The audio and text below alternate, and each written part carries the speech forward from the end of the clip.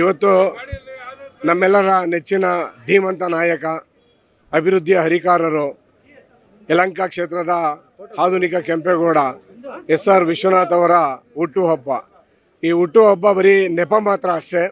ಈ ಹುಟ್ಟುಹಬ್ಬದಲ್ಲಿ ಸಾಮಾಜಿಕ ಕಳಕಳಿಯ ಒಂದು ಕೆಲಸ, ಸಮಾಜ ಒಪ್ಪುವಂಥ ಕೆಲಸವನ್ನು ಇವತ್ತು ನಮ್ಮ ಶಾಸಕರು ಮಾಡ್ತಾ ಇದ್ದಾರೆ ಅನ್ನೋದಕ್ಕೆ ಈ ಕೆಲವೊಂದು ಉದಾಹರಣೆಗಳಿದ್ದಾವೆ. ಏನು ಅಂದರೆ, ನಿನ್ನೆ ಯಲಹಂಕ ನಗರ ಮಂಡಲದಲ್ಲಿ ಸುಮಾರು 12,000 ಹೆಲ್ಮೆಟ್ಗಳನ್ನ ಕೊಟ್ಟಿದ್ದಾರೆ. ಶಿರಸಾಣ ಯಾರು ಟೂ ವೀಲರ್ ಓಡಿಸೋರಿದ್ದಾರೆ, ದ್ವಿಚಕ್ರ ವಾಹನದವ್ರಿಗೆ 12,000 ಹೆಲ್ಮೆಟ್ ವಿತರಣೆ ಮಾಡಿದ್ದಾರೆ.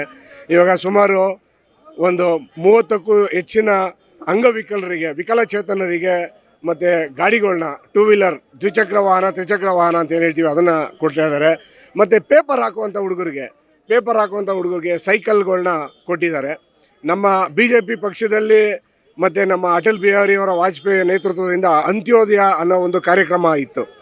ಅಂತ್ಯೋದಯ ಅಂದರೆ ಕೆಳಮಟ್ಟದಲ್ಲಿರೋರನ್ನ, ಬುಡಕಟ್ಟು ಜನಾಂಗದವ್ರನ್ನ ಮೇಲೆ ತರಬೇಕು, ಮೇಲೆ ಎತ್ತಬೇಕು ಅನ್ನೋದು ಒಂದು ಕಾನ್ಸೆಪ್ಟ್ ಇದೆ. ಆ ಕಾನ್ಸೆಪ್ಟನ್ನೇ ನಮ್ಮ ಶಾಸಕರು ಆಧಾರವಾಗಿ ಇಟ್ಕೊಂಡು ಇವತ್ತು ಯಾರು ಕೆಳಮಟ್ಟದಲ್ಲಿದ್ದಾರೆ, ಯಾರು ಬುಡಕಟ್ಟು ಜನಾಂಗದಲ್ಲಿ ಯಾವ ಥರ ಇದ್ದಾರೆ ಅವ್ರನ್ನ ಮೇಲೆತ್ತಬೇಕು, ನನ್ನ ಕ್ಷೇತ್ರದಲ್ಲಿ ಅವರು ಚೆನ್ನಾಗಿರಬೇಕು, ನನ್ನ ಸೇವೆನೇ ಸಮಾಜದಲ್ಲಿ ನಾನು ತೊಡಗಿಸ್ಕೊಂಡಿದ್ದೀನಿ ಅಂತೇಳಿ ಮಾದರಿಯಾಗಿ ಈ ಒಂದು ಸೇವೆ ಮಾಡ್ತಾ ಇದ್ದಾರೆ. ಸೊ ಈ ಒಂದು ನಿಷ್ಪಕ್ಷ ಸೇವೆಗೆ ನಮ್ಮ ಶಾಸಕರಿಗೆ ಇನ್ನೂ ಹೆಚ್ಚಿನ ಆಯುಷ್ಯು, ಆರೋಗ್ಯ ಕೊಡಲಿ.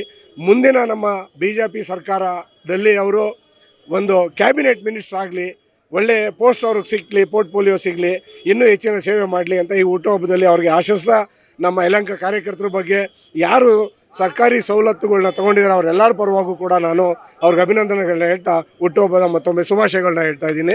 ಧನ್ಯವಾದಗಳು. ಇವತ್ತು ಯಲಹಂಕದಲ್ಲೇ ಒಂದು ದೊಡ್ಡ ಹಬ್ಬ ಅಂತ ಹೇಳೋಕ್ಕೂ ಸಾಧ್ಯ ಇಲ್ಲ. ಅಷ್ಟು ಮಟ್ಟದಲ್ಲಿ ಇವತ್ತು ನಮ್ಮ ಜನಪ್ರಿಯ ಶಾಸಕರಾದಂಥ ವಿಶ್ವನಾಥ್ ಅವರ ಹುಟ್ಟುಹಬ್ಬದ ಸಂಭ್ರಮ ಆ ಥರ ಇದೆ.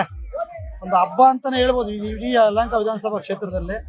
ಮತ್ತು ಇವರು ಅಭಿವೃದ್ಧಿ ಹಾರಿಕಾರಕ, ನಮ್ಮ ವಿಶ್ವನಾಥ್ ಸಾಹೇಬರು ಅಭಿವೃದ್ಧಿ ಹಾರಿಕಾರಕ. ಮತ್ತು ಇರ್ತಕ್ಕಂಥ ಎಲ್ಲ ಜನ ಪಕ್ಷಾತೀತವಾಗಿ ಬಂದಿದ್ದಾರೆ ಇವತ್ತು ಅವರಿಗೆ ಅಭಿನಂದಿಸೋಕ್ಕೋಸ್ಕರ. ಹಾಗಾಗಿ ಮುಂದಿನ ದಿನಗಳಲ್ಲಿ ಅವರು ಒಬ್ಬ ರಾಜಕೀಯ ವ್ಯಕ್ತಿಯಾಗಿ ದೊಡ್ಡ ಮಟ್ಟಕ್ಕೆ ಬೆಳೆದು ಈ ಕ್ಷೇತ್ರದಲ್ಲಿ ಒಂದು ದೊಡ್ಡ ಸ್ಥಾನವನ್ನು ಪಡೆದು ಈಗ ಅದೇ ರೀತಿ ಕೆಲಸ ಮಾಡಿ ಇನ್ನೂ ಜನನ ಅವ್ರನ್ನ ಗಳಿಸ್ಬೇಕು ಅಂತ ನಾವು ಈ ಸಂದರ್ಭ ಕೇಳ್ಕೊತಾ ಇದ್ದೀವಿ. ಮತ್ತು ಅವ್ರನ್ನ ಈ ಕೆಂಪೇಗೌಡರು ವಿಚಾರದಲ್ಲಿ ಏನು ಹೇಳ್ಬೇಕಪ್ಪ ಅಂತಂದರೆ, ಒಂದು ಅಭಿವೃದ್ಧಿ ಹಾರಿಕಾರಕ ಮತ್ತು ಆಧುನಿಕ ಕೆಂಪೇಗೌಡ ಅಂತಲೂ ಇವರು ಈಗ ಈ ಭಾಗದಲ್ಲಿ ಅವ್ರನ್ನ ಗುರುತಿಸಿದ್ದಾರೆ. ಯಾವುದೇ ಕಾರಣಕ್ಕೂ ಇಂಥ ಅಭಿವೃದ್ಧಿ ಇಡೀ ಕರ್ನಾಟಕ ರಾಜ್ಯದಲ್ಲಿ ನಮ್ಮ ಬೆಂಗಳೂರು ಜಿಲ್ಲಾ ಈ ಮಟ್ಟದಲ್ಲೂ ಕೂಡ ಈ ಯಲಹಂಕ ಕ್ಷೇತ್ರ ಅಭಿವೃದ್ಧಿ ಹೊಂದಷ್ಟು ಇಡೀ ರಾಜ್ಯದಲ್ಲಿ ಎಲ್ಲೂ ಅಭಿವೃದ್ಧಿ ಹೊಂದಿಲ್ಲ. ಹೀಗಾಗಿ ಎಲ್ಲ ಶಾಸಕರನ್ನ ಮನವಿ ಮಾಡ್ಕೊಳ್ಳೋದು ಏನಪ್ಪ ಅಂತಂದರೆ, ದಯವಿಟ್ಟು ಎಸ್.ಆರ್. ವಿಶ್ವನಾಥ್ ಅವರ ಒಂದು ಹಾದಿಯಲ್ಲಿ ಎಲ್ಲರೂ ನೀವು ಕೆಲಸ ಮಾಡಿ. ಇದೇ ರೀತಿ ನೋಡಿ, ನೀವು ಆಲ್ರೆಡಿ ನೋಡಿರ್ಬೋದು, ಸುಮಾರು ಸಾವಿರಾರು ಜನ, ಸುಮಾರು 60,000-70,000 ಜನ ಬಂದು ಅವರಿಗೆ ಅಭಿನಂದಿಸಿದ್ದಾರೆ ಈಗಾಗಲೇ. ಮತ್ತು ರಾಜ್ಯ ನಾಯಕರು ನಮ್ಮ ಯಡಿಯೂರಪ್ಪ ಸಾಹೇಬರು, ಅವರ ಮಗ ವಿಜೇಂದ್ರ ಅವರು, ಮತ್ತು ಎಲ್ಲ ಹಿರಿಯ ರಾಜಕಾರಣಿಗಳು ಮತ್ತು ಬೈತಿ ಸುರೇಶ್ ಅವರ ಬೀಗರು ಆಗಿರ್ಬೋದು, ಸಾಕಷ್ಟು ಜನ, ಸಾವಿರಾರು ಜನಸಂಖ್ಯೆಯಲ್ಲಿ ಬಂದು ಅವರಿಗೆ ಅಭಿನಂದನೆ ಸಲ್ಲಿಸ್ತಾ ಇದ್ದಾರೆ. ಇದೇ ರೀತಿ ಅವರಿಗೂ ಮುಂದಿನ ದಿನಗಳಲ್ಲಿ ಭಾಳಷ್ಟು ಅಭಿವೃದ್ಧಿ ಹೊಂದಬೇಕಾಗಿ ಮತ್ತು ಇದೇ ರೀತಿ ಅವರು ಅಭಿವೃದ್ಧಿಯಲ್ಲಿ ಇನ್ನೂ ಮುಂತೊಡಗಿಸಿ ಇನ್ನೂ ಸಾಕಷ್ಟು ಜನನ ಅವ್ರನ್ನ ಗಳಿಸ್ಬೇಕು ಅಂತ ಈ ಸಂದರ್ಭದಲ್ಲಿ ನಾವು ತಿಳಿಸ್ತಾ ಇದ್ದೀವಿ. ನನ್ನ ಹೆಸರು ಶಂಕರ್ ಅಂತ ಅಂದ್ಬಿಟ್ಟು, ಬೆಂಗಳೂರು ಉತ್ತರ ಕರ್ನಾಟಕ ರಕ್ಷಣಾ ವೇದಿಕೆ ಅಧ್ಯಕ್ಷ. ಎಲ್ಲ ಇದು ಸೈಕಲ್ ಕೊಡೋ ಮುಖಾಂತರ ಮತ್ತು ಹೊಲಿಗೆ ಯಂತ್ರ ಮುಖಾಂತರ ಮತ್ತು ಇದು ರಕ್ತದಾನ ಶಿಬಿರ ಮಾಡಿದ್ದಾರೆ ಹೀಗಾಗಿ. ಮತ್ತು ಕಾಲಿಲ್ದವ್ರಿಗೆಲ್ಲ ಬೈಕ್ಗಳು ಎಲ್ಲ ಕೊಟ್ಟು ಅವ್ರಿಗೆ ಭಾಳಷ್ಟು ವ್ಯವಸ್ಥೆ ಮಾಡಿದ್ದಾರೆ. ಹೀಗಾಗಿ ಅವರು ಮುಂದಿನ ದಿನಗಳಲ್ಲಿ ಭಾಳಷ್ಟು ಅಭಿವೃದ್ಧಿ ಹೊಂದ್ತಾರೆ ಅನ್ನೋದು ಇಲ್ಲಿ ಕಂಡಿರ್ತಕ್ಕಂಥ ಜನಸಂಖ್ಯೆಯಲ್ಲಿ ಅರ್ಥ ಆಗುತ್ತೆ. ಅವ್ರು ಮಾಡಿರ್ತಕ್ಕಂಥ ಕೆಲಸ ಕಾರ್ಯ. ಯಾರೋ ಹೇಳ್ತಾ ಇದ್ರು ನಿನ್ನೆ ಒಂದು ವಿಚಾರ, ಬಂದಿದ್ದು ವಿಚಾರ, ಊಟಕ್ಕೋಸ್ಕರ ಬರ್ತಾರೆ ಎಷ್ಟೋ ಜನ ಅಂತ ಹೇಳ್ತಾ ಇದ್ರು. ಇದೆಲ್ಲ ಯಾವ ಕಾರಣಕ್ಕೂ ಇಲ್ಲ, ಯಾವುದೋ ಕಾಲಕ್ಕೆ ಹೊರಟೋಗ್ಬಿಡ್ತು. ಇವತ್ತು ಭಿಕ್ಷೆ ಬೇಡನು ಕೂಡ 100 ಜನಕ್ಕೆ ಅನ್ನ ಹಾಕಷ್ಟು ತಾಕತ್ತು ಇವತ್ತು ಕರ್ನಾಟಕದಲ್ಲಿ ಬೆಳೆದಿದ್ದಾರೆ. ಅವೆಲ್ಲ ಸುಳ್ಳು ಮಾತಿದು. ಇವತ್ತು ಯಾರು ಊಟಕ್ಕೋಸ್ಕರ ಬರಲ್ಲ, ಪ್ರತಿಯೊಬ್ಬರು ಅಷ್ಟೇ.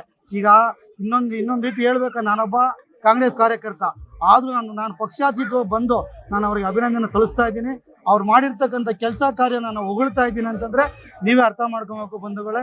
ಈ ಪ್ರತಿಯೊಬ್ಬರಿಗೂ ಹೇಳೋದಿಷ್ಟೇ, ಇಲ್ಲಿ ಯಾರು ಊಟಕ್ಕೋಸ್ಕರ ಬಂದಿಲ್ಲ, ಎಲ್ಲ ಅವ್ರ ಅಭಿಮಾನಕ್ಕೋಸ್ಕರ ಅವರು ಎಷ್ಟೋ ನೂರಾರು ಕಿಲೋಮೀಟ್ರಿಂದ ಬಂದು ಇಷ್ಟೊತ್ತು ಕಾದು ಅವ್ರಿಗೆ ಅಭಿನಂದನೆ ಸಲ್ಲಿಸಿ ಹೋಗ್ತಾ ಇದ್ದಾರೆ. ನನ್ನ ಮಾತನ್ನು ಮುಗಿಸ್ತಾ ಇದ್ದೀನಿ.